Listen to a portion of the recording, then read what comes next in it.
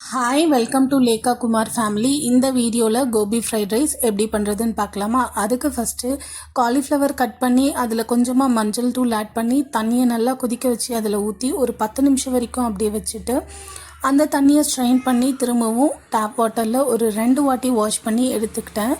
அதில் மசாலாலாம் ஆட் பண்ணி ஒரு ½ அன் ஹவர் வரைக்கும் ஊற வச்சுட்டு திரும்பவும் எண்ணெயில் போட்டு வறுத்து அதை தனியாக எடுத்து வச்சுட்டேன். இப்போ கடாய் வச்சு இதில் எண்ணெய் ஊற்றி ஒரு 6 பல் பூண்டு, ஒரு துண்டு இஞ்சி நல்லா கட் பண்ணி இதில் போட்டுட்டு ஒரு மீடியம் சைஸ் ஆனியன் அதையும் கட் பண்ணி போட்டுட்டு, ஆனியன் நல்லா வதங்கணும் அப்படின்னு அவசியம் இல்லை. அதுக்கப்புறமா கேபேஜ், கேரட், பீன்ஸு இதையும் கட் பண்ணி அதில் ஆட் பண்ணிக்கிட்டு கொஞ்சமாக உப்பு சேர்த்து வதக்கிக்கோங்க. காய் நல்லா வதங்கணும் அப்படின்னு அவசியம் இல்லை, ஒரு 50% அளவுக்கு வதங்கினா போதும்.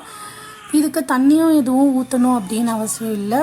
காய் மட்டும் வதக்கி விட்டுட்டு அதுக்கப்புறமா ஒரு 1½ ஸ்பூன் அளவுக்கு தனி மிளகாய் தூள், கொஞ்சமாக கரம் மசாலா இதையும் ஆட் பண்ணிவிட்டு அதுக்கப்புறமா இதில் ஊற்றுறதுக்காக சோயா சாஸ், சில்லி சாஸ் இது 2 வேணும். அப்போ தான் இது நல்லா டேஸ்ட்டாக இருக்கும். கொஞ்சமாக சோயா சாஸ் ஆட் பண்ணிக்கோங்க, கொஞ்சமாக சில்லி சாஸ் ஆட் பண்ணிக்கோங்க.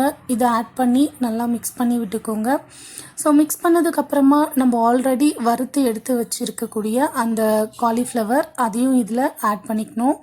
ஸோ ஆட் பண்ணி நல்லா மிக்ஸ் பண்ணி விட்டுட்டு பாஸ்மதி அரிசி ஒரு அரை மணி நேரம் ஊற வச்சு ஒரு 80% அளவுக்கு வேக வச்சு எடுத்து வச்சுருக்கேன். அதையும் இதில் ஆட் பண்ணி நல்லா மிக்ஸ் பண்ணி விட்டிங்கன்னா கோபி ரைஸ் ரெடி. வீடியோ பிடிச்சிருந்தா லைக் பண்ணுங்கள், சப்ஸ்கிரைப் பண்ணுங்கள். பாய்.